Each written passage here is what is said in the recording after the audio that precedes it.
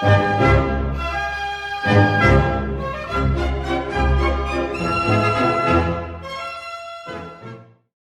이제 두 번째 논문은 우리 가천노 박사님께서 도마복음 말씀 3에 나타난 예수의 구원 방식 주제로 말씀 주시겠습니다. 네.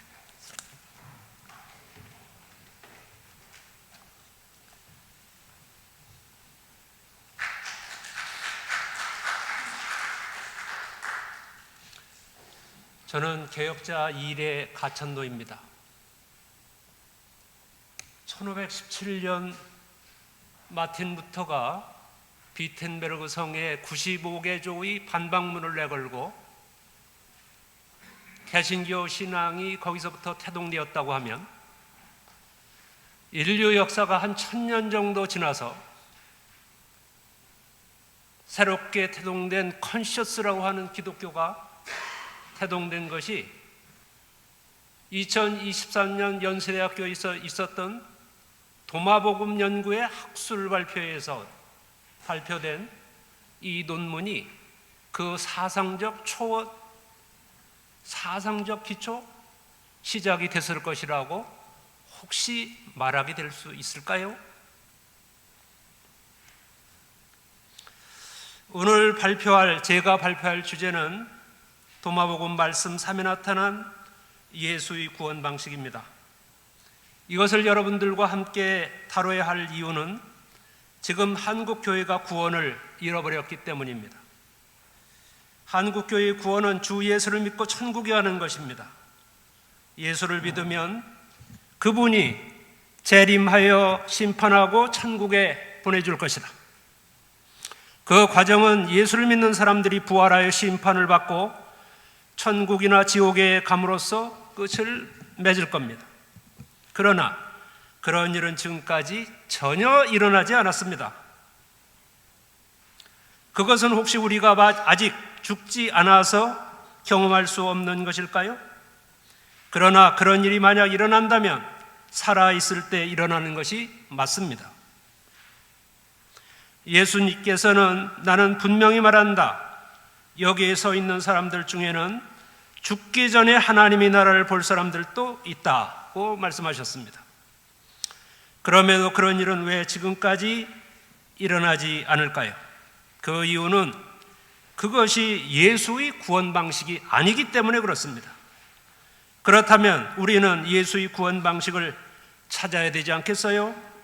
그것을 위해서 우선 한국교회 구원론의 대표적인 성경 구절을 살펴보고 그런 다음 도마복음 말씀 3을 살펴봄으로써 예수의 구원 방식을 찾아보겠습니다. 우선 한국교회의 구원론에 대해서 살펴봅니다. 예수를 믿어야 구원을 얻을 수 있다는 대표적인 성경 구절이 주 예수를 믿으라는 사도행전의 말씀입니다. 주 예수를 믿으라, 그리하면 너와 내 집이 구원을 받으리라. 이 주 예수를 믿으라에 해당하는 헬라어 본문은 피스티손 에피톤 큐리온 예수님입니다. 이 믿다라고 하는 피스티오는 역격지배 동사로 목적어를 직접 취하지 않고 역격 형태를 명사를 취합니다. 즉 피스티오의 명령형인 피스티손은 에피전치사와 함께 뒤에 나오는 명사와 결합해서 부사구 또는 형용사구를 이룹니다. 이 전치사 에피 주된 의미는 on, upon, on the basis of, 즉 무엇을 기반으로 무엇에 근거하여입니다. 그러므로 주 예수를 믿으라는 주 예수 안에서, 주 예수 위에서, 주 예수를 기초해서 믿으라는 뜻입니다. 즉 이 구절은 주 예수를 믿으라는 뜻이 아니라 주 예수의 토대 위에서 믿으라는 말입니다. 예수를 대상으로 믿는 것이 아니라 예수를 근거로 믿는 것입니다.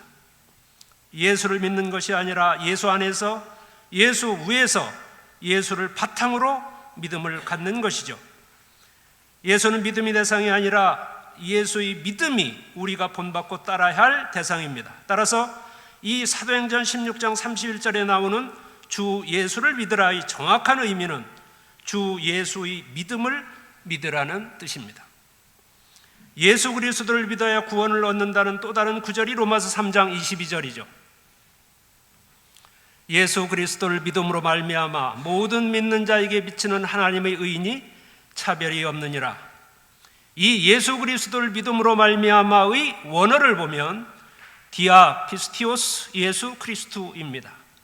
여기서 디아는 소유격 전치사로 무엇을 통해 through 무엇으로 on account of의 뜻입니다. 이 피스티스 투 크리스투의 해석 문제는 매우 논쟁적인 주제입니다. 사실 이것에 대한 해석이 처음부터 확정된 것은 아니었죠. 불게이트, 불가타 성경, 또 그리고 시리아역, 또 그리고 콥틱역 같은 번역분들에서는 모두 이 피스티스 투 크리스토의 문제를 문자적으로 피데스 예수 크리스티, 즉 예수 그리스도의 믿음으로 번역했고, 인문학자 에라스무스도 그렇게 번역을 했습니다. 그 후 종교개혁자 루터가 이 구절을 대상속격, 즉 예수 그리스도를 믿음으로 번역한 이래로 400여 년간 그 해석은 고수되어 왔습니다. 그러나 최근에 이것은 그리스도의 믿음으로 해석해야 한다는 주장이 신학계에서 또 그리고 일반적으로 크게 증가하고 있습니다. 이 피스티스 투 크리스투는 문법적으로 두 가지 해석이 가능합니다. 따라서 이것의 정확한 해석을 위해서는 본문의 문법적 고찰뿐 아니라 이 본문이 놓여있는 전후 문맥을 살펴야 합니다. 로마서 1장 16절에서부터 17절이 로마서의 주제구절이다 라고 하는 것은 모든 주석자들이 대체적으로 받아들이고 있습니다. 복음에는 하나님의 의가 나타나서 믿음에 이르게 하나니 기록된 바 오직 의인은 믿음으로 말미암아 살리라. 즉 복음에 나타난 하나님의 의는 믿음으로부터 에크피스티오스, 믿음으로 에이스 피스틴으로 이루어진다 라고 하는 거예요. 주제구절의 해설인 동시에 로마서 전체의 요약일 수 있는 로마서 3장 22절은 하나님의 의는 예수 그리스도의 믿음을 통해서 디아피스티오스 예수 그리스도, 모든 믿는 사람들에게 에이스 판타스 투스 피스티온타스로 온다고 말합니다. 즉 주제구절 1장 17절에서 믿음에서 믿음으로는 예수 그리스도의 믿음을 통해서 모든 믿는 사람에게와 정확하게 구문적으로 병행됩니다. 또한 아브라함의 믿음을 말하는 로마서 4장 16절은 그 소유격을 어떻게 해석해야 할지를 아주 분명하게 제시하죠. 누구도 아브라함의 믿음을 가진 사람을 뜻하는 토에크피스티오스 아브라함을 믿는 사람이라고 번역하는 사람은 없죠. 소유격 문장이니까요. 그럼에도 우리말 성경은 똑같은 속격 구문인 로마서 3장 26절의 예수의 믿음을 가진 사람을 뜻하는 톤 에크피스티오스 예수를 여기서는 예수를 믿는 사람이라고 번역하고 있습니다. 따라서 로마서 3장 22절은 예수 그리스도를 믿음으로가 아니라 예수 그리스도의 믿음을 통하여라고 해석되어야 합니다. 이 예수 그리스도의 믿음을 통해서 구원이 이루어지기 때문에요. 예수를 믿어야 구원을 얻는다는 또 다른 구절이 요한복음 3장 16절입니다. 하나님이 이 세상을 사랑하사 이처럼 사랑하사 독생자를 주셨으니 이는 그를 믿는 자마다 멸망하지 않고 영생을 얻게 하려 하심이라. 물론 여기서 독생자는 하나님의 하나밖에 없는 아들 예수이고, 그래서 그 외아들 예수 그리스도를 믿어야 영생을 얻는다고 믿고 있는 거죠. 그래서 그의 외아들 예수 그리스도를 믿는다. 필리움 에이우스 우니꿈, 사도행전을 그렇게 고백하고 있지 않습니까? 그러나 만일 예수가 하나님의 외아들이라면 같은 요한복음의 말씀과 정면으로 충돌합니다. 요한복음 1장 12절에는 영접하는 자 곧 그 이름을 믿는 자들에게는 하나님의 자녀가 되는 권세를 주셨으니라고 적고 있죠. 이렇게 예수 이름을 믿는 자들에게 하나님의 자녀가 되는 권세를 주셨다고 했는데, 만약 예수만이 하나님의 아들이라면 다른 사람은 하나님의 아들이 될 수 없겠죠. 무엇보다 예수 자신은 산상수훈에서 다음과 같이 분명하게 말했습니다. 이같이 한즉 하늘에 계신 너희 아버지의 아들들이 되리니. 이 독생자를 나타내는 헬라어 모노게네스는 모노와 게네스가 합쳐진 단어입니다. 여기서 모노 접두사는 유일한이라고 하는 의미로 동종으로는 하나밖에 없는 것을 뜻하죠. 한편 어간 게네스는 어원을 무엇으로 보느냐에 따라서 그 의미가 달라집니다. 모노게네스에서 게네스의 어원을 종족이나 혈족을 뜻하는 게노스로 보면 이 모노게네스는 모노게노스가 되어서 child, 하나의 아들, 외아들이라고 하는 의미가 됩니다. 지금까지 이 독생자를 외아들로 본 것은 그 어간의 의미를 게노스로 본 것이죠. 이처럼 모노게네스가 외아들 또는 외동딸인 경우 유일한 아들이라는 뜻뿐만이 아니라 그 아이가 무엇과도 바꿀 수 없는 아주 귀중한 존재라는 의미를 포함하고 있습니다. 반면 이 모노게네스의 어간 게네스의 어원을 게노스가 아닌 겟나우로 보면 겟나우가 낳다, 출산하다의 뜻이므로 모노와 겟나우의 합성어 모노게네스는 하나가 낳은 자, 하나로부터 태어난 자가 됩니다. 여기서 하나, 모노는 물론 유일하신 하나님을 말하고요. 즉, 이 모노게네스는 외아들이 아니라 하나가 낳은 존재, 하나님이 낳은 아들이란 뜻입니다. 내가 너를 낳았다는 구절은 성서 여러 곳에 등장합니다. 시편 2편 7절, 사도행전 13장 33절, 히브리서 5장 5절 등.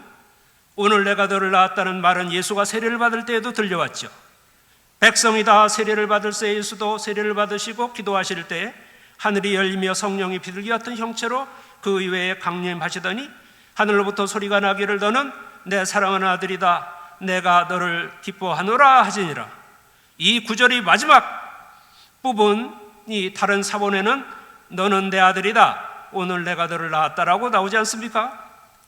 여기서 모노게네스가 하나님이 낳은 자라면 하나님이 낳은 것은 과연 무엇일까요? 예수의 몸입니까? 아니면 예수의 영입니까? 만일 30세 어간에 예수가 요단강에서 세례를 받았다면 세례를 받을 때 하나님이 낳은 것은 예수의 몸이 아니라 영임이 틀림없겠죠. 과연 하나님이 예수의 영을 낳았다는 뜻은 또 무엇일까요? 그것은 성령이 비둘기같이 임해서 그 능력으로 예수가 자신의 본성의 영임을 깨우쳤다는 말이겠죠. 그러므로 성령이 임함으로 자기의 본성을 깨우쳐서 태어난 존재가 바로 하나님이 낳은 자, 독생자 모노게네스입니다. 따라서 하나님이 이 세상을 사랑해서 보내주신 독생자는 예수의 몸이 아니라 예수 안에 탄생한 영의식입니다. 자기 자신의 본질이 몸이 아닌 영임을 깨달아 알면 영은 죽지 않고 영원히 살잖아요. 그렇기 때문에 영생할 수 있는 것이죠. 곧 이 독생자야말로 자신의 본질을 깨달아서 영생을 얻게 하는 구원자다라고 하는 거죠. 지금까지 구원의 핵심 구절로 여겨온 요한복음 3장 16절은 예수를 믿어서가 아니라 자신의 본질, 자기의 본성을 깨달으면 구원을 얻을 수 있다는 것을 아주 분명하게 말하고 있죠. 지금서부터는 예수의 구원 방식을 살펴보겠습니다. 말씀 3은, 도마복음 말씀 3은 도마복음 전체 테마 하나님이 나라를 천명하는 주제장입니다. 도마복음 말씀 3은 이렇습니다. 예수께서 말씀하셨다. 만일 너희를 인도하는 사람이 너희에게 보라, 그 나라는 하늘에 있다고 말한다면 하늘의 새들이 너희보다 먼저 갈 것이다. 만일 그들이 너희에게 그것은 바다에 있다고 말한다면 물고기들이 너희보다 먼저 갈 것이다. 오히려 그 나라는 너희 안에도 있고 너희 바깥에도 있다. 너희가 너희 자신을 알 때 너희는 알려질 것이요 너희는 살아계신 아버지의 아들들임을 깨닫게 될 것이다. 그러나 너희가 너희 자신을 알지 못하면 너희는 가난 속에 있고 너희는 가난이다. 이 도마복음 말씀 3은 내용상 전반부와 후반부로 나눌 수 있습니다. 전반부는 하늘나라가 어디 있는지에 대한 것이고 후반부는 자기 자신을 아는 것에 관한 것이죠.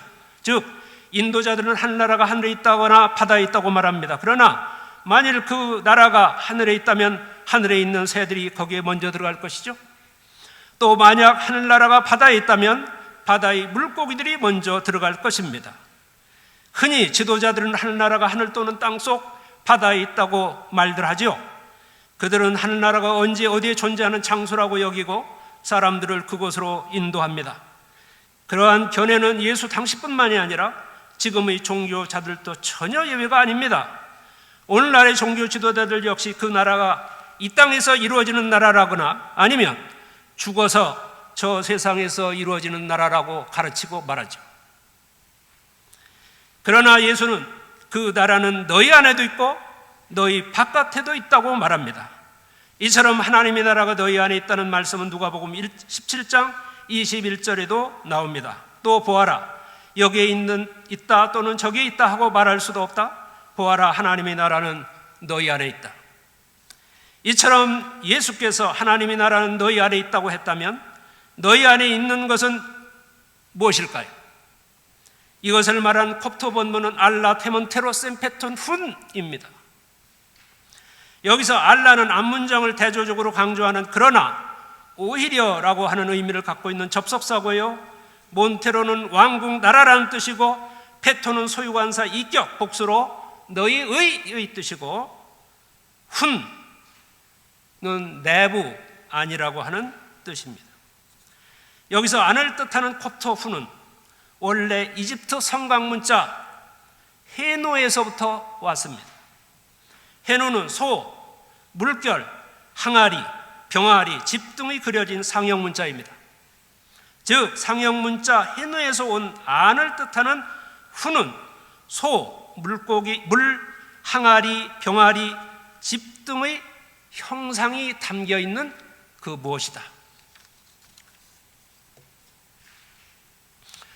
그 나라는 바깥에 드러나는 만물을 담고 있는 우리 안의 마음입니다.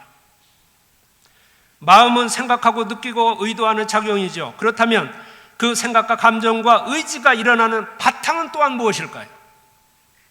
그것은 바로 모든 존재의 바탕인 의식, 알아차림입니다. 이처럼 하나님의 나라가 너희 안에 있다면 그것은 우리 안의 본성, 알아차림이라고 하는 뜻이죠. 우리 안의 본성 알아차림이 바로 그 나라다라는 거예요. 다시 말해서 그 나라는 물질로는 없으나 영으로 가득 찬 상태입니다. 마치 눈이 가득하면 눈이 나라, 꽃이 가득하면 꽃이 나라이듯이 하나님의 나라는 하나님이 가득한 상태입니다. 하나님의 본성은 영이고 그 영 알아차림이 가득한 상태가 바로 하나님 나라이기 때문에 그 나라는 성령이 충만한 상태이죠. 만일 영이 알아차림이 가득하고 충만하면 어떻게 될까? 그렇게 되면 틀림없이 기쁘고 평안하고 옳은 상태가 되겠죠. 만약 우리에게 어려운 문제가 직면했을 때 그것을 풀 수 있는 알아차림이 생기면 우리 마음은 순식간에 기쁘고 평화롭고 옳은 느낌으로 가득 찰 것입니다. 그래서 바울도 로마서에서 말했죠. 하나님의 나라는 먹는 일과 마시는 일이 아니라 성령 안에서 누리는 의와 평화와 기쁨이다. 즉 알아차림이 충만해서 느끼는 기쁨과 평화와 옳은 상태가 바로 하나님의 나라 천국입니다. 알아차림이 가득하고 충만해지면 죽음도 없고 고통도 없게 되죠. 죽음은 의식, 알아차림이 없는 것이고 고통은 의식, 알아차림이 없어서 생겨나는 결과입니다. 그래서 알아차림이 가득하면 죽음도 없고 고통도 없게 되죠. 그래서 계시록 21장 4절은 천국에는 사망이 없고 애통하는 것이나 곡하는 것이나 아픈 것이 다시 있지 아니하리라. 이렇듯이 하늘나라 천국은 알아차림이 충만한 상태입니다. 이 땅에 곧 이루어질 나라도 아니고 나중에 하늘에서 이루어질 나라도 아닙니다. 그것은 알아차림이 충만한 상태이고 그 알아차림이 충만한 상태가 바로 깨어있는 상태죠. 즉 하늘나라 천국은 죽은 다음에나 경험하게 될 상태가 아니고 이 세상에서 지금 바로 경험하면 알아차림이 충만한 상태입니다. 알아차림이 충만해지면 곧바로 들어갈 수 있는 기쁨과 평화와 의의 상태다. 그렇다면 그 나라가 바깥에 있다는 뜻은 또 무엇일까요? 예수께서는 그 나라는 안에도 있고 밖에도 있다고 그랬잖아요. 밖에도 있다. 셈페톤 훈, 아오 셈페톤 발. 여기서 겉 바깥을 뜻하는 콥트어 발은 원래 눈에서 온 말입니다. 눈, 아이. 이 눈은 보는 감각기관인데 왜 보는 눈으로 바깥을 표현하여 하나님이 나라를 말하고 있는 것일까? 그것을 알 수 있는 실마리가 구약성경에 나옵니다. 출애굽기 3장 14절에 하나님의 이름이 계시되는 맥락에서죠. 모세가 자신의 민족을 인도하려고 애굽으로 떠나기 전 당신이 누구십니까? 누군지를 묻는 모세에게 하나님은 나는 나다라고 대답하죠. 이 나는 나다는 히브리어로 에흐예, 아시르 에흐예, 헬라어로는 에고 에이미 혹은 영어로는 I am that I am입니다. 과연 에흐예, 아시르 에흐예, I am that I am은 무슨 뜻일까요? 아세로 앞뒤에 나오는 이 에흐예는 히브리어 하야 동사의 칼, 미완료 1인칭 단수입니다. 히브리어 하야 동사는 존재 동사로서 있다, be, 되다, become, 일어나다, happen, come to pass의 뜻입니다. 즉 에흐의 I am은 나는 이다이고 이것은 나는 이다라고 알아차리는 존재라는 거예요. 나라는 존재가 누구냐? 무엇은 이다라고 하는 것을 알아차리는 존재다. 즉 이 존재는 영이고 의식이고 알아차립니다. 뭐라고 알아차리면 M, 무엇이 있게 되는 것, be, 있게 하는 I will be의 존재라는 말입니다. 그래서 나는 알아차려 있게 하는 존재다. I am that I am. 그런 의미에서 세상의 만물은 알아차림으로 생겨난 것들이죠. 이 세상 만물은 알아차림이 만들어낸 존재들입니다. 그런데 눈은 보는 것이고 보면 알아차려지죠. 알아차림이 우리 본성이고 그 본성인 알아차림으로 생겨난 바깥 현상은 그 나라가 펼쳐진 것입니다. 따라서 그 나라는 우리 안에도 있고 우리 바깥에도 있죠. 아버지의 나라는 땅에 펼쳐져 있으나 사람들이 그것을 보지 못한다. 도마복음 113장의 말씀입니다. 그렇다면 그 나라는 어떻게 들어가는가? 도마복음 말씀 3의 후반부는 너희가 너희 자신을 알게 될 때 너희는 알려질 것이요 라고 시작합니다. 이 후반부를 읽으면 전반부와 잘 연결되지 않습니다. 예수는 왜 갑자기 하나님 나라를 천국을 이야기하다가 너희 자신을 아는 것에 대해서 말했을까요? 그것은 하나님의 나라가 바로 우리 자신이기 때문에 그렇습니다. 하나님의 나라는 바로 우리 자신, 우리 본성입니다. 우리 본성이 뭐라고요? 영이고 의식이고 알아차립니다. 그렇다면 그 본성을 어떻게 알 수 있을까? 내 본성이 알아차림인 것을 어떻게 알 수 있을까? 너희 자신을 알게 된다. 호탄, 에텐톤, 산, 소운, 튜톤, 토테, 세나, 소운, 테네 라고 할 때 이 소운이 겹치지 않습니까? 이게 안다는 뜻입니다. 이 안다라고 하는 이 알다라는 콥토가 소운인데 알다, 깨닫다 이 뜻인 소운은 헬라어 기노스코를 옮긴 것입니다. 옥시링쿠스 헬라어 사본에는 이 소운에 해당하는 단어가 기노스코로 나오죠. 70인역에서 동사 기노스코는 히브리어 동사 야다의 번역입니다. 예를 들어 아담이 자기 아내 하와와 동침하니 하 아담 야다 에트 하와, 아내가 임신하여 가인을 낳았다는 문장에서 동침하다의 자리에 야다가 쓰였습니다. 왜 동침하다의 자리에 야다 동사가 쓰였을까요? 그것은 동침을 하면 상대방을 알되 체험적으로 알기 때문에 그렇습니다. 또한 그 동침하다의 자리에 기노스코가 쓰인 예도 있습니다. 아들을 낳기까지 동침하지 아니하더니 우크 에 디노스켄 아우텐 나음의 이름을 예수로 하니라. 이렇게 동침하다의 자리에 기노스코가 쓰였다면 기노스코도 야다와 같이 체험적으로 알다라는 뜻이겠죠. 곧 콥토 소우는 헬라어 기노스코의 번역이고 기노스코가 체험적으로 알다라면 소운 역시 체험적으로 알다라는 뜻이겠죠. 그런데 이 체험적으로 알다가 바로 깨닫다라는 의미 아닙니까? 따라서 너 자신을 안다는 뜻은 자기 본성을 깨닫는다는 뜻입니다. 이렇게 자기 본성은 오직 깨달음을 통해서만 알 수 있습니다. 깨달으면 자신의 본성이 영이고 의식이고 알아차림인 것을 알게 되고, 본성이 영, 의식, 알아차림인 하나님의 아들인 것을 순식간에 알아차리게 되죠.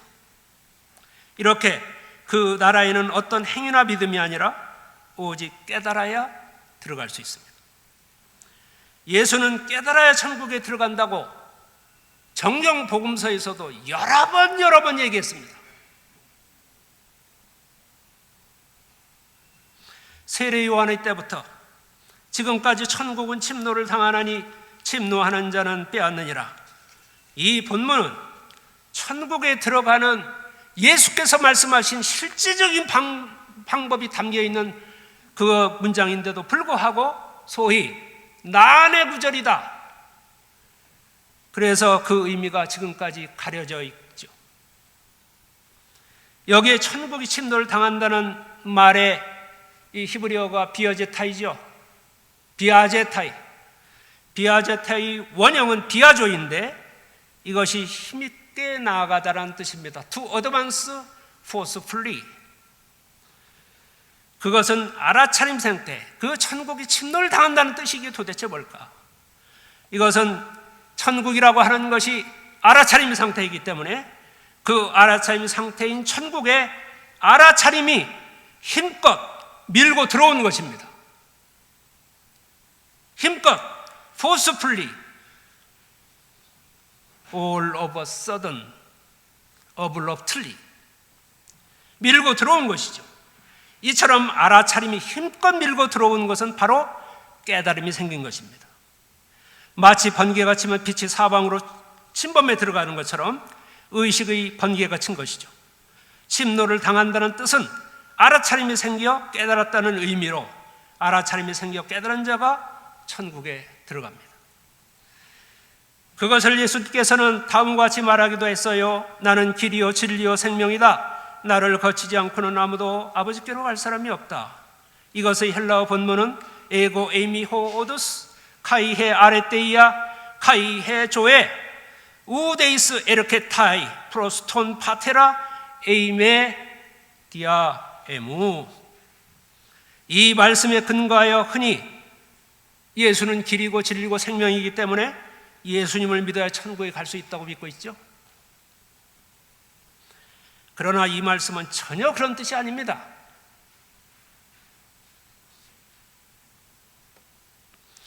이 본문에서 나에 해당하는 것이 헬라어로 에고 에임이죠. 에고 에임이 해 호도스, 에고 에이미가 길이라는 거예요. 이 에고 에이미는 히브리어로 에흐에, 영어로는 아임이고 그 뜻은 나는 이다입니다. 즉 이 아이엠은 뭐뭐이다라고 알아차리는 존재로 영의식 알아차림이라는 뜻입니다. 그것은 바로 예수의 본성이죠. 그 예수님의 본성인 이 나는 몸인 예수의 겉모습을 말하는 것이 아닙니다. 그런 의미에서 나를 통해서 아버지께 간다면 나의 본성을 통해서 그분께 간다는 말이죠.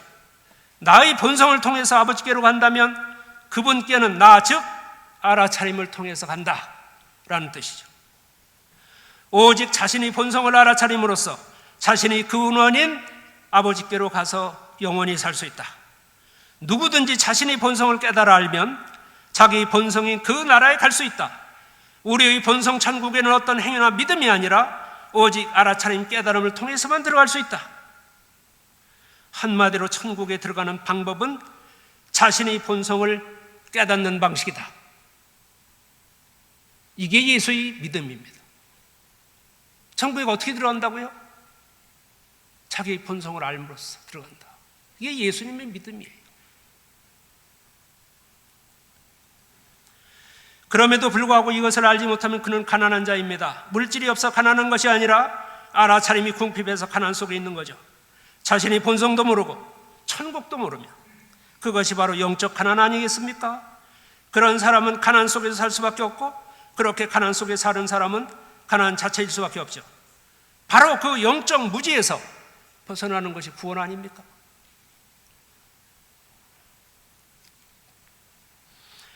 불가능한 방식으로 구원을 추구하는 한국 교회는 이제 깨어나야 됩니다. 2000년 기독교는 이제 깨어나야 됩니다. 처음 예수를 진리를 체험적으로 알아야 기노스코 아레떼이야 진리를 체험적으로 알아야 즉 깨달아야 자유한다. 고통에서부터 죽음에서 자유한다고 말씀하셨습니다.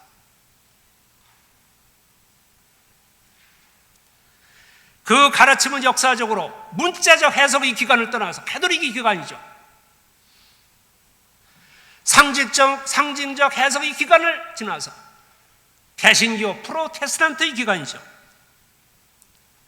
거치면서 지금까지 깊은 잠에 빠져 있습니다. 그러나 깨어는 의식 예수께서 오늘 우리를 깨우고 있습니다. 이제 우리는 깨어 일어나서 기독교의 구원을 구원해야 합니다. 이제부터라도 온전한 구원을 이루어야 합니다. 루터가 솔리 피데 말했다면 이제는 우리는 뭐라고 얘기해야 됩니까? 탄툼 엑스타레 오직 깨어나므로. 고맙습니다. 감사합니다.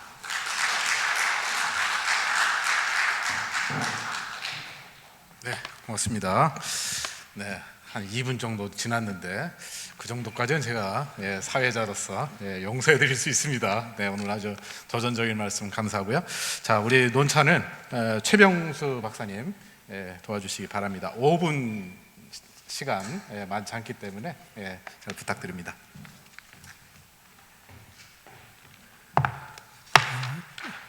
먼저 피토하듯이 이렇게 논문을 읽어주신 우리 가천노 박사님께 감사를 드립니다. 박사님의 논문을 이렇게 간통하는 이 단어가 있습니다. 그것은 알아차림이라는, 그러니까 깨달음이라는, 그러니까 그노시스라고도 얘기하죠. 그리고 이제 어떤 깨닫게 되는 것, 이 소운이라는, 콕토로는 소운이라는 단어가 어떤 그 헬라어로 말해서 이제 기노스코라는 이 단어의 이제 번역으로서 이렇게 쓰여져 있는데요. 저는 이 논문을 읽으면서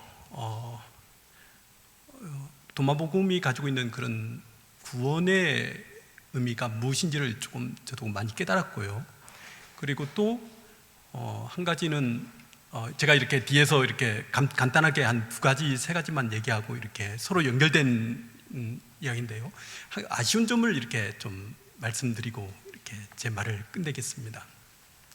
첫 번째는 이제 박사님께서 이 논문을 쓰실 때는 이 도마복음이 어떤 성격을 가지고 있는 그런 문서인가를 먼저 말씀해 주시고 하셨다면 그 깨달음이라든가 알아차림이 이런 의미를 가지고 있구나를 이렇게 이해할 수 있는데, 그렇지 않고 그냥 막바로 이렇게 들어가셔서 이렇게 깨달음과 알아차림에 대한 얘기를 하니까 조금 읽는 입장으로서는 이게 어떤 의미를 가지고 있는가. 왜냐하면은 지금 뭐 서구 학자들에 대해서 비판은 많이 하지만 두 부류로 이렇게 나눠져 있습니다. 도마복음 한 부류는 도마복음서를 영지주의 문서로 보는 그런 부류가 있고요. 또 한 부류는 헬렌스틱 주다이즘의 하나의 원류로서 이렇게 보는, 그러니까 그 당시에 헬라 유다인들, 그러니까 기독교인들이 이 예수의 어록을 가지고 재해석한 이 문서다라고 이렇게, 그러니까 유대교의 어떤 문서다 그러면서 이제 큐도 가져오고, 그리고 공간복음서 두 복음서죠, 마태복음과 누가복음의 특수 자료를 가져와서 이제 재해석하면서 이것을 하나의 전통적인 그런 기독교적인 의미에서 이렇게 해석하는 부류의 학자들이 있습니다. 근데 상대적으로 굉장히 이 부분이 굉장히 그 미국이나 유럽에서 굉장히 큰 덩어리로 이렇게 학자군으로 하고 있고요. 상대적으로 영지주의라고 보는 학자군은 소수에 있습니다. 그래서 저 입장에서는 이제 영지주의적인 관점에서 이렇게 보는데, 왜냐하면은 그 당시에 이 도마복음이 여러분도 아는 발렌티누스 영지주의를 재해석한 예수의 어록을 가지고 발렌티누스의 어떤 그 영지주의를 가지고 이 예수의 어록을 재해석했다고 저는 보고 있거든요.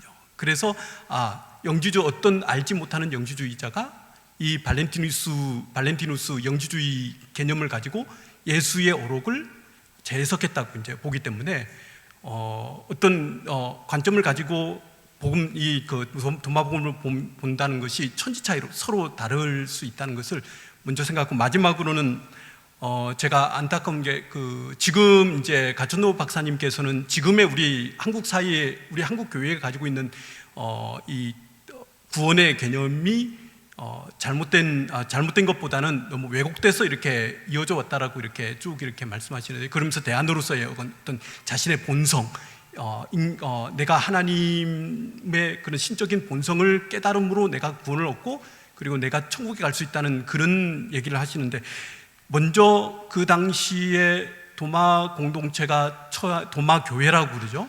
도마 교회가 처하고 있었던 역사적인 정황을 한번 서로 비교하면서 해석했다면 아마 오늘 이 논문이 굉장히 깊은 의미를 가지고 있는, 우리 2000년이 지난 우리에게 큰 반향을 일으키는 하나의 어떤 큰 종교 개혁으로서의 어떤 음성이 있었지 않았을까, 그런 나름대로의 생각을 가졌습니다. 그래서 아쉬웠던 것은 어떤 그 동화복음 안에서뿐만 아니라 그 당시의 문서들과 그리고 이 복음서가 가지고 있는 이 어록들을 서로 연결해서 비교해서 했으면 더 좋았다고 저는 생각합니다. 저희 논찬이었습니다. 감사합니다. 네, 발표하고 논찬 되신 분들 잠깐 앞으로 나오시면 좋겠습니다. 자, 우리 논찬하신 분들이 논문을 정말 꼼꼼하게 읽으시고 질문들을 자료집에 잘 올려놨어요. 그래서 짧은 시간에 다 아마 말씀하시기는 부담스러우셨을 텐데, 어쨌든 발표자 되신 분들이 아마 숙지는 하고 계셨으리라고 생각이 듭니다. 우리 두 분에 대해서 우리 질문을 할 거 있으시면 지금 해주시기 바랍니다. 그럼 질문 다 받아가지고 우리 해당되시는 분이 답해 주시면 되겠네요. 제 생각에는 굉장히 뜨거운 논쟁이 있을 법한데, 예, 좋습니다.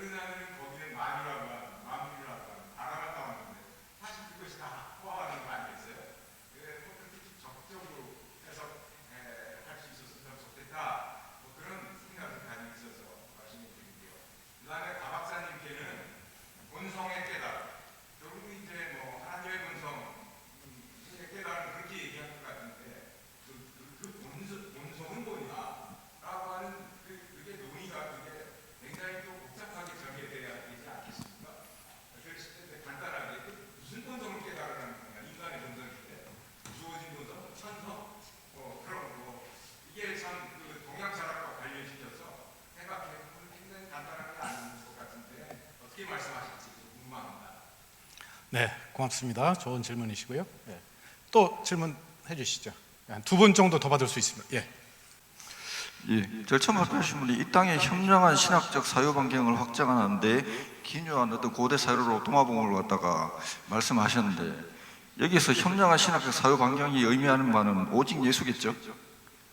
그 다음에 또 한 분, 가천노 박사님이시죠. 예, 그게 만약에 인간이 어떤 그게 하나님의 본성인지 자기 자신의 뭐냐면 정신성리인지 알 수 없지만 그 본성을 깨닫는 자만이 오히려 그 구원을 얻는다고 말씀하셨잖아요. 그 다음에 나로 말미암지 않고서는 아버지께로 올 자가 없다는 그 말씀을 갖다가 본성을 깨달아야 구원을 받는다고 해석을 하셨잖아요. 그러면 그 당시에도 어차피 유대교 유대 초기 문에는 나타나는 하나님 경외자들이라는 편이 있거든요. 그러니까 그런 사람들은 고넬료나 그 다음에 집사 빌립이 전도한 에디오피아 내시처럼 이방인들인데도 불구하고 하나님의 성전에 가서 주기적으로 예배하고 율법대로 살았던 사람들을 갖다 말하는 거거든요. 그러면 만약에 하나님의 본성을 어떻게 정의하실 겁니까? 만약에 그 유대교의 입장에서는 하나님의 본성을 갖다가 유대인으로서 율법을 따르는 것을 의미하는 것인데, 그런데 분명히 어떤 복음서에는 그들에게 직접 빌립이 가지고 예수 그리스도를 정했습니다. 그 다음에 고넬료도 굉장히 신실한 사람이었죠. 칭찬받는 사람이었습니다. 그런데 사도 베드로가 먹는 문제를 가지고 어떤 큰 문제를 일으킬 걸 알면서도 그리스도의 계시를 받아가지고 예수 그리스도를 전했어요. 그죠? 그러면 그런 논란을 갖다가 무릅쓰고 예수 그리스도를 전했다는 그 어떤 배경적인 맥락하에서 보면, 그죠? 오직 예수가 맞다고 저는 생각하는데 거기에 대해서 어떻게 생각하십니까? 네, 좋습니다. 우리 질문하신 분 잠깐 개인 소개 좀 한번 해주시죠. 예, 저는 그냥 일반인입니다. 그냥 이쪽에 관심 많아요. 예, 좋습니다. 자, 그다음에 이제 한 분 정도 더 받을 수 있습니다. 네, 우리 선생님. 네. 예, 간단한 소개 좀 해주시고. 네, 김창호라고 합니다. 가천노 박사님께 여쭤보겠습니다. 1번 발표자의 그 개념을 도리어 가천노 박사님께 여쭤보고 싶은데요. 파스, 판톤, 만유, 만물이 박사님 발표 중에 나는 길이다, 진리다, 생명이다 라고 하는 나와 길과 진리와 생명, 요 셋으로 표현된 그 세 개념 외에 수많은 나를 규정하는 보어가 뒤따라올 수 있을 터인데, 그럴 때 그 판톤, 만유가 나라고 하는, 그러니까 오직 예수가 아닌, 좀 전에 앞에 질문자가 말씀하신 그 오직 예수가 아닌 나가 만유요 만물이다라고 할 때 그 판톤의 개념이 우리 박사님께서 발표하신 그 논지와 연관해서는 어떻게 말씀을 주실 수 있으실까 여쭤보고 싶습니다. 예, 고맙습니다. 예, 그 정도로 하고요. 혹시 또 더 질문 있으신 분들은 오늘 끝난 다음에 식사 자리가 다 있습니다. 그래서 여러분들 다 초대를 지금 할 예정으로 있으니까 그때 또 해주시고, 특히 또 오늘 우리 여기서 발표하신 이후에 또 두 번째 이따 또 발표자가 있으니 또 관련해서 또 해주시기 바랍니다. 네, 우리 양지원 박사님께서 이렇게 세심하게 읽고 좋은 논평을 해주셔서 감사드립니다. 논평한 거 맨 마지막 4번부터 좀 답변을 드리면, 사도 바울이 로마서 8장에서 모든 만물이 썩어짐의 종로로 타는 데서 해방돼서 영광의 자유에 이르기를 우리와 함께 신음하며 탄식한다. 순스테나죠.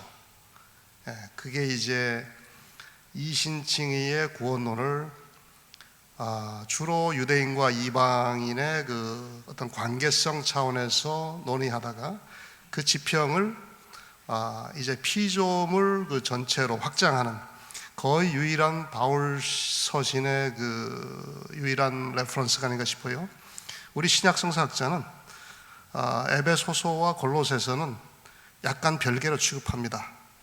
사도 바울이 주후 60년경까지 활동할 때 쓴 편지의 어떤 그 범주 중에 친필 서신이 따로 있고, 그리고 여러 가지 그 객관적인 그 분석의 근거 위에 골로새서나 에베소서는 한 세대 지난 바울 학파의 한 구성원 내지는 바울의 제자가 바울 신학을 후대 맥락에서 재구성하면서 그 범위를 확충시켜 나간 그 신학적인 사유의 결과다라고 역사 비평적인 관점에서 다루기 때문에 그것은 조금 이제 제2 바울서신 해갖고 따로 취급해요. 그래서 조직신학과 방법론이 좀 다르고요. 제가 우리 양지원 박사님 거기에서 이제 중점을 두면서 유대인과 이방인의 통합에 중점을 두면서 그 하나됨의 목표를 강조하는 경향이 강하다. 중점을 뒀고 경향이 강하다고 그랬지. 중점을 둬 가지고 어떤 만유의 그 어떤 구원론적인 지평을 전혀 언급하지 않거나 다루지 않거나 관심이 없었다는 게 아니에요. 중점을 두는 것은 경점이 또 있다는 거니까, 또 경향이 있다는 것은 예외가 있다는 거니까. 그렇지만 바울은 그 지점에서 씨앗을 뿌려놨을 망정 그 씨앗이 싹이 트고 꽃이 펴서 열매 맺는 데까지는 나가지 않은 게 그의 그 송충 문구에 나타난 만유의 개념 자체가 설명이 없어요. 그저 어떤 하나님께 영광 돌리는 그런 차원에서 언급만 하고 지나갔다는 뜻입니다. 그래서 그 뉘앙스를 잘 읽어보시면 될 것 같고, 또 세 번째, 이제 거꾸로 나가서 세 번째, 빛과 어둠, 영과 육을 그렇게 영주주의 맥락에서 육은 열등하고 어둠도 부정적인데 영은 우월하고 빛은 그 긍정적이다. 그런 그 영주주의 잣대로 봐야 되지 않느냐 하는데, 저는 그 도마복음은 영주주의하고 조금 좀 구별해서 봐야 할 사상적인 알갱이들이 꽤 많다라고 이번에 공부하면서 나름대로 배우고 깨달은 게, 사실 성경에 보면 특히 구약 시편에 예로 들면 하나님께서 흑암을 창조하시고 이 어둠이 무조건 부정적인 게 아니에요. 그런 이항랑적인 대립과 우열의 어떤 판단 준거는 이 헬레니즘 계통을 통해서 바울에게도 영향을 끼치고 우리 기독교 세계에 하나의 사유의 관점으로 들어오긴 했지만, 그런 이항 대립을 넘어서는 어떤 개념 범주로 도마복음의 저자가 그것을 활용하고 결국은 이론론적인 어떤 융합의 지평을 제시하는 데 초점이 있지 않았나, 저는 그렇게 이제 읽은 거죠. 그리고 그 고독 환자와 혼자됨이 이제 그 이른바 그 변증법적 통합의 원리, 그런 쪽으로 봐야 되지 않나 했는데, 고독한 자는 복이 있나니 또 고독한 자와 택함을 받은 자는 복이 있으니 내가 그 나라를 발견할 것이요, 이런 식으로 이어지는 걸로 봐가지고 이 도마복음에는 그 불교에서 말하는 이른바 수행, 자기 내면을 관조하고 이렇게 또 통찰하는 그 수행이 전제되어 있어요. 수행은 이제 번거롭게 그 시끄러우면 안 되고 이렇게 고요하게 묵상하면서 수행하는 게 보통인데, 그러려면 고독해야 되고, 그래서 고독하다는 게 홀로됨이고, 홀로됨이 하나됨의 어떤 그 신학적인 그 원리를 제시한다는 건 요 맥락에 비추어서 과도한 비약 같고요. 하나님 나라를 발견한다는 것은 수행의 결과, 고독하게 집중하고 그런 어떤 그 단독자로서의 주체적인 자기 수행의 결과로 그 하나님 나라를 발견한다는 수행의 자세와 또 수행의 결과를 연결해서 그 어록을 여기 제시하고 있기 때문에 이 혼자됨과 그 하나됨과는 조금 이제 차원이 다른, 좀 구별해서 이해해야 되지 않을까 싶고요. 그리고 맨 앞에 이 번역의 문제는 제 한계이기도 하고 또 다수 학자들의 한계인데, 이 콥트어 전문가들이 그렇게 많지 않아요. 우리나라에도 아마 극소수, 우리 신약성서 학자 중에. 또 외국에서 나온 그 다양한 주석서와 번역서와 연구서를 제가 참조해 보니까 중요한 그 도마복음의 어록에 대한 번역과 해석이 또 상당히 다른 부분이 있더라고요. 그것은 곧 콥트어의 특정 개념이나 어휘에 대해서 그 전문가들조차도 이렇게 볼 수도 있고 저렇게 볼 수도 있고 많이 헷갈리고 좀 헤매고 있지 않나, 뭐 그런 또 증거가 되지 싶어요. 그래서 번역상의 문제야 그 다양성 측면에서는 제가 별로 자신 있게 답변하기가 어렵다. 정직하게 그런 고백을 해야 되겠고요. 아까 그 일반인이라고 소개하신 분의 질문은 제가 100% 정확하게 알아들었는지는 모르겠지만 도마복음이 우리의 신학적인 사유의 지평을 확장한다 했는데 어떻게 확장하느냐, 뭐 그런 질문의 포인트 같았습니다. 제가 잘 이해했다면. 제가 볼 때 우리 한국 기독교, 뭐 서구 기독교라고 특별히 다를 바 없겠습니다만 개인 영혼의 구원, 그리고 거기서 조금 더 한 걸음 나가면 개교회주의. 우리 교회 전도 열심히 해서 많은 교인들로 30배, 60배 팽창해서 뭐 몇 명으로 시작했다가 몇백 명, 몇천 명, 몇만 명 되면 성령 충만한 것이고 은혜 충만한 것이고 하나님이 역사하신 것이고 하나님의 구원의 그 위대한 그 나타남이 우리 교회를 통해서 또 그 성취되고 열매 맺고 대강 뭐 그 언저리에서 우리가 놀고 있지 않습니까? 근데 성서가 과연 그런 수준에서 얘기하고 있으며 또 성서에 대한 그런 고착된 이해의 관점을 도마복음이 이른바 만유의 신학적인 어떤 비전을 통해서 그게 아니라고, 그게 가을날의 추풍 낙엽 수준일 수 있다고, 우리의 뒤통수를 후려치는 그런 그 굉장히 어떤 계몽의 일침과 그 효과가 있지 않겠는가.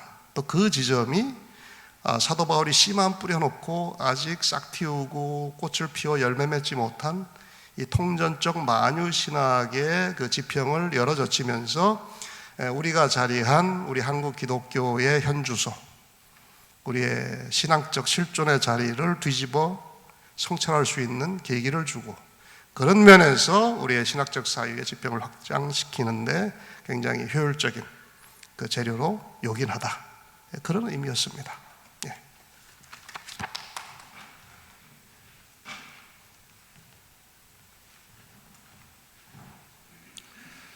제가 여러분들한테 질문을 받았지만 그 질문을 정확하게 이해했는지 그거는 잘 모르겠고요. 일단 제가 이해한 범위 내에서 답변을 좀 드리자면, 이 본성이라고 하는 것이 뭔가? 본성은 그 영원히 없어지지 않는 것이 본성입니다. 그 인간의 본성이 뭔가? 인간이 이 몸인가? 물질인가? 그러면 이 시간이 지나서 100년이나 200년 정도 지나고 나면 우리 몸은 없어지잖아요. 그거 본질이 아닙니다. 본성이 아닌 거예요. 몸이라고 하는 것은 내 본성이 아닌 거다. 그럼에도 불구하고 우리가 죽어도 남아있는 본질, 그게 뭐냐? 그게 본성이에요. 그런데 우리는 죽어도 우리들이 영혼은 죽지 않죠. 그렇잖아요. 그러니까 그 요즘에 와서 그 미국이나 뭐 이렇게 서구에서 임사 체험에 대한 연구가 많잖아요. 일리노이주 대학의 그 연구소에 의하면 한 3만 건을 사례 분석을 해갖고 그것을 다 연구를 해놨잖아요. 근데 그들이 몸을 떠나서 영혼이 뭐 다른 곳으로 갔다 온 경험들을 얘기하는 거잖아요. 그러니까 우리가 죽어도, 우리가 육체가 죽어서 썩어도 남아있는 것, 그게 본성이에요. 그리고 그 두 번째 분, 사실 뭐 내가 잘 이해를 잘 못했는데, 질문이 정확하게 뭔지 하는 것을 잘 못했는데, 이런 거예요. 우리가 구원을 얻으려면 어떻게 해야 되는가? 보통 지금 현재 기독교에서는 뭐라고 해요? 우리가 예수님을 믿으면 예수님께서 재림하셔서 우리들을 심판하시고, 여러분 예수님이 재림하면 집단적 부활이 일어나야 됩니다. 그렇죠? 근데 그런 일 안 일어나잖아요.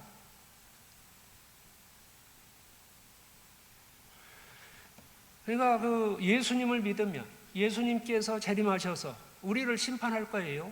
네가 의인이다, 불의한 자다. 심판을 해갖고 의인은 천국으로 가고 불의한 자라면 지옥으로 간다는 거예요. 이게 무슨 얘기냐면 그 도마복음 아까 3번에서 얘기한 거하고 똑같은 얘기죠. 뭐 하늘나라가 어디에 있다고요? 땅속에 있다고? 그게 지옥이라는 얘기죠. 하늘이 무슨 뭐 하늘이 있다고 얘기하고 뭐 자꾸 이런 얘기했는데 그렇게 얘기를 하면 안 되는 거예요. 근데 어찌됐건 그러니까 우리가 기독교를 믿을 때 우리가 어떻게 구원을 얻느냐? 예수님을 믿으면 예수님께서 오셔서 우리들을 천국에 보내주어서 우리를 구원하신다라고 하는 것을 믿고 있는 거예요. 근데 그런 일은 일어나질 않아요. 그럼 어떻게 해야 되느냐? 우리가 어떻게 구원을 얻을 수 있느냐? 그것은 우리 자신의 본성을 깨우치면 돼요. 우리 자신의 본성이 뭐냐? 우리 자신의 본성은 영이에요. 영. 영이라고 하면 뭐 기독교를 믿으신 분들 여기 많이 있겠지만 영이라고 하는 얘기를 교회 다니면서 우리가 신앙생활하면서 많이 썼는데 영이 도대체 뭔지를 몰라요. 엉뚱한 소리도 자꾸 하는 거죠. 영이라고 하는 것은 그 본질이 뭐냐? 의식이에요. 의식이 뭐냐? 알아차리는 거예요. 우리 인간의 본질은 영이고, 영이라고 하는 게 의식이고, 그게 알아차림이거든요. 이 알아차림이라고 하는 이 본성이 우리 인간 속에 다 담겨져 있어요. 그래서 우리는 생각도 할 줄 알고, 감정을 일으킬 줄도 알고, 어떤 것을 의도할 수도 있어요. 그 모든 것의 근본 바탕에 있는 것이 뭐냐면 그게 알아차림이고, 그 알아차림이 우리 인간의 본성이라고요. 그래서 내 자신의 본성이 알아차림인데 영인데 영이라고 하는 것은 죽지 않거든요. 그러니까 이 알아차림이라고 하는 것은 없어지지 않잖아요. 죽질 않잖아요. 예를 들어서 이렇게 생각해 보세요. 우리가 핸드폰이라고 하는 거 있잖아요. 이거 핸드폰 이거 물질을 가지고 있는데 이게 오래되거나 못 쓰거나 그럼 와해돼 갖고 없어질 거 아니에요. 그럼에도 불구하고 핸드폰이라고 하는 그 알아차림, 의식은 없어지질 않아요. 우리 인간의 본성이 그거라고요. 그 알아차림인데 그 알아차림이 우리 속에 담겨 있어서 우리 육체를 매개로 해서 그것을 표현하고 있는 거죠. 지금 우리가 몸을 입고 있는 동안에는 우리가 몸을 벗게 될까요? 언제쯤? 그러면 몸의 매개물 없이 그 영 자체가 소통하고 영 자체가 움직이고 생명을 살아가겠죠. 그러니까 이 구원이라고 하는 것은 이런 거예요.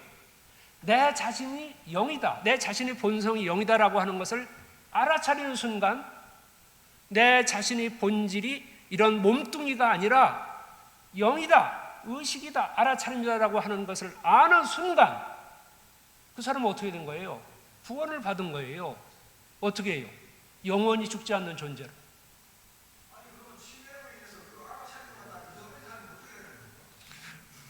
네. 자, 이제 좋습니다. 이제 이 정도로 이제 얘기가 좀 길어지죠. 자, 양재원 박사님한테 제가 기회는 드리려고 그랬는데 사양하겠습니다. 좋습니다. 감사하고요. 우리 발표자와 또 논찬자에게 감사의 박수 좀 부탁합니다. 감사합니다. 자, 이제 한 10분 정도 쉬도록 하겠습니다.